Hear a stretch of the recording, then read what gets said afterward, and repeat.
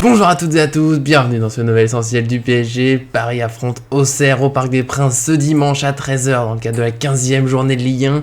On fait donc comme d'habitude un point sur le groupe parisien, on donne notre équipe possible et nos pronostics pour cette rencontre. Malheureusement, comme vous le voyez aujourd'hui, pas d'inépuisable Arthur, il ne pouvait pas venir, il est en famille, c'est comme ça, c'est pas grave, on veut quand même être bien tous ensemble. N'oubliez pas avant ça, le petit j'aime sur la vidéo pour nous soutenir, c'est toujours très important. Et puis bien sûr, abonnez-vous en activant la cloche pour être sûr de ne rien manquer de nos vidéos.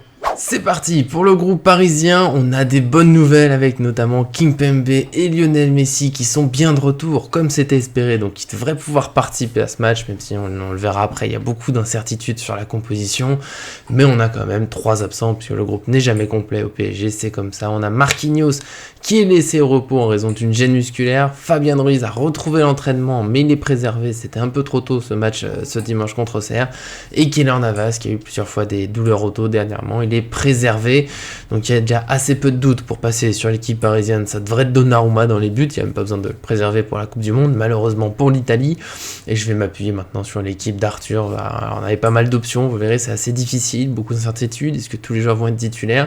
En tout cas Arthur pour cette fois il est reparti sur une défense à 3 comme le week-end dernier, avec Ramos, Danilo et Kimpembe, Hakimi et Mendes en piston, Verratti, Vitinha au milieu de terrain, et puis l'attaque, on va essayer, Neymar, Messi, Mbappé, ils sont là, ils sont dans le groupe, donc on va partir du fait qu'ils peuvent jouer.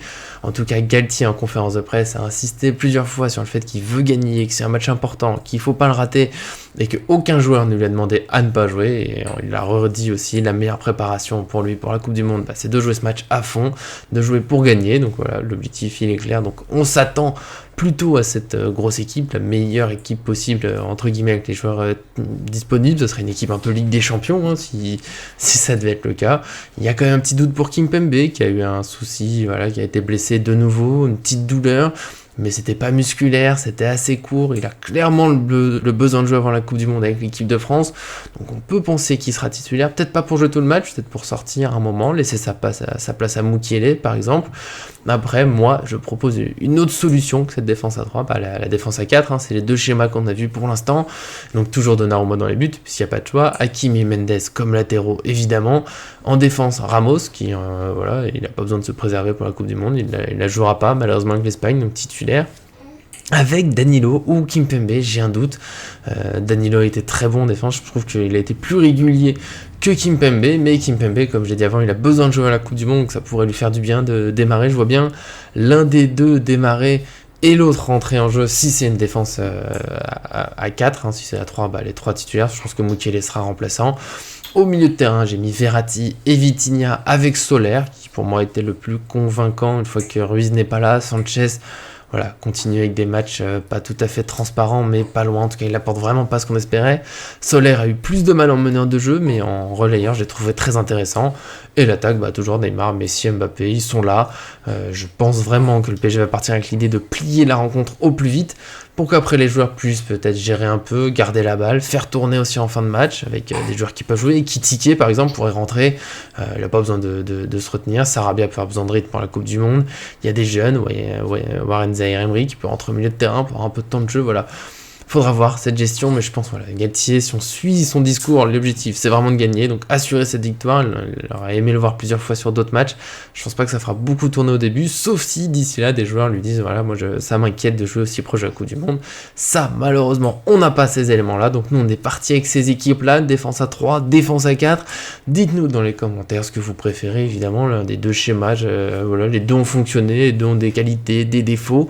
Puis si vous avez d'autres idées, si vous attendez vous à plus de rotation, on est parti plutôt sur l'équipe type, en tout cas dites-nous tout ça dans les commentaires, et nous on passe aux pronostics. C'est parti pour les pronostics de ce PSG Auxerre. J'ai d'abord donné l'équipe d'Arthur, donc je vais respecter la tradition, donner mon pronostic en premier. J'ai beaucoup hésité, puisque cette Coupe du Monde qui arrive, qui peut être dans les têtes, mais en même temps, en face, Auxerre, un promu plutôt en difficulté, même si avec le changement d'entraîneur depuis 2 matchs, Christophe Pellissier ça va un peu mieux, une victoire, un nul, mais c'était contre des équipes de bas de tableau, donc c'est pas non plus forcément très très parlant pour ce qui est de ce qu'ils peuvent faire contre le PSG. Clairement, ils sont loin. Ils sont dans les pires attaques du championnat, les pires défenses du championnat. Et puis le PSG, mine de rien, même si elle peut être déjà un peu déconcentrée, il y a une très grosse équipe. Même si on fait jouer des doublures, ça reste des très bons joueurs. Soler, Sanchez, Mukiele, Kitike, Sarabia, c'est quand même pas les pires joueurs qu'on puisse avoir dans une équipe. Donc je me suis permis, optimiste. C'est le dernier match avant c'est le 28 décembre, normalement, contre Strasbourg. Donc voilà, moi j'ai un 4-0 et une partie envie de spectacle pour dire au revoir au PSG pour un mois et demi. Puis voilà, un vrai espoir, parce qu'encore une fois, si c'est l'une des équipes qu'on a proposées, ça fait quand même une très belle équipe, même si les joueurs sont pas à fond. Normalement, il y a largement de quoi s'imposer, faudra pas faire de bêtises. Je m'attends à voir un PSG qui essaye de tuer le match au plus vite et qui gère un peu plus sur la fin, mais peut-être les doublures qui rentrent et qui tiquaient, pourquoi pas. Premier but au PSG, il a été plutôt intéressant quand il a joué la semaine dernière, donc pourquoi pas enchaîner comme ça, comme contre Lorient, ça ferait plaisir.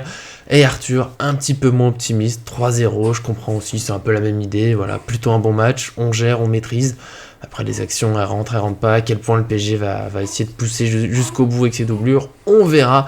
En tout cas, vous aussi, donnez vos scores. On remarque ici qu'on est très optimiste, 0 but encaissé, c'est possible au PSG, ça arrive pas forcément autant qu'on aimerait, mais c'est quand même plutôt bonne défense, on sait jamais ça va être solide, il faudra pas trop de centres, pas trop de coups de pied arrêtés, grande faiblesse parisienne. Je le redis, donnez vos scores vous aussi dans le processus, que vous êtes plus optimiste encore, soyons fous, on dit mais un bel au revoir au Parc des Princes, ou est-ce que vous avez plus de crainte avec la Coupe du Monde qui arrive? Tout est possible, je trouve que c'est un match, c'est très dur de savoir exactement ce qu'on aura. Si c'est un bon PSG, tout ira bien. S'il n'est pas concentré, ça peut vite être compliqué.